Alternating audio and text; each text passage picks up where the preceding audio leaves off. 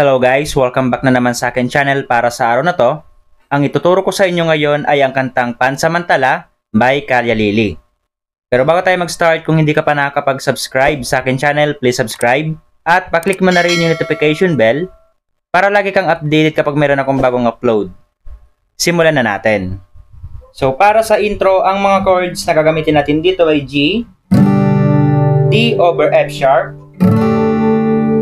E minor 7, and last ay C add 9. Bali, play mo yan ng 2 times. At yung gagamitin natin na strumming pattern para sa buong kanta ay ganito.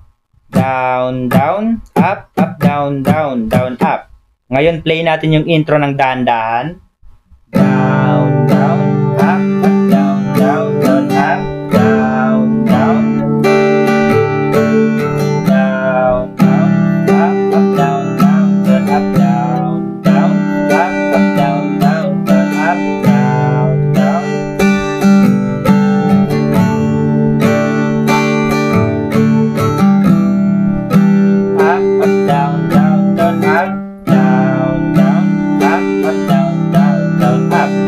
Proceed ka na ng verse 1.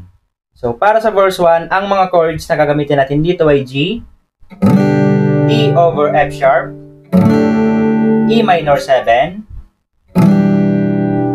next ay C add 9. Bali, play mo yan ng 3 times at pagkatapos ay A minor, G over B, next ay C add 9, next ay D, and last ay D sus 4.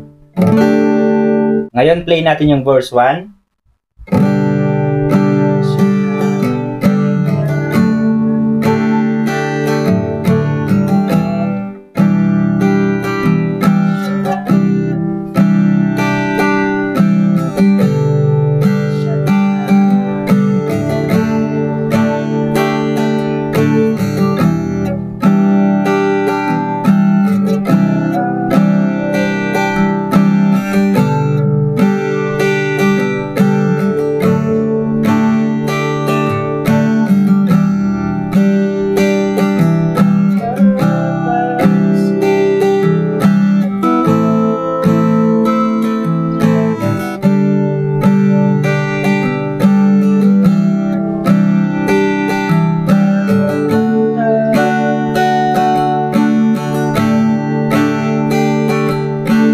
Then, proceed ka na ng chorus.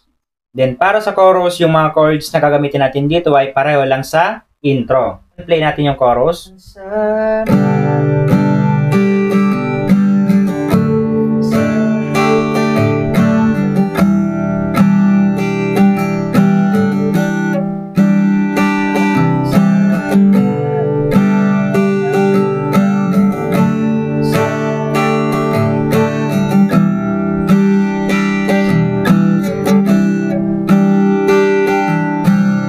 Proceed ka na ng verse 2. So, yung mga chords na gagamitin natin dito ay G, D over F sharp, E minor 7, at C add 9. Bali, play mo yan ng 2 times at pagkatapos ay G, D over F sharp, C add 9, at D. Ngayon, play natin yung verse 2.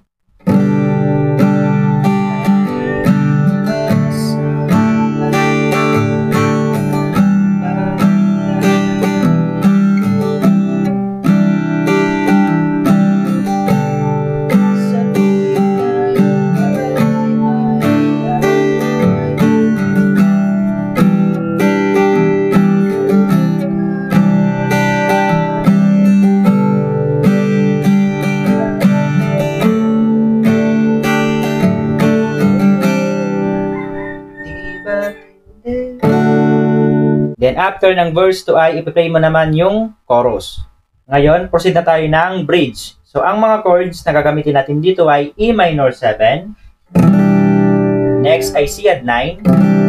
Bali, ipi-play mo yan ng 3 times at pagkatapos ay D, and last ay D sus 4. 1, 2, 3, go! Okay.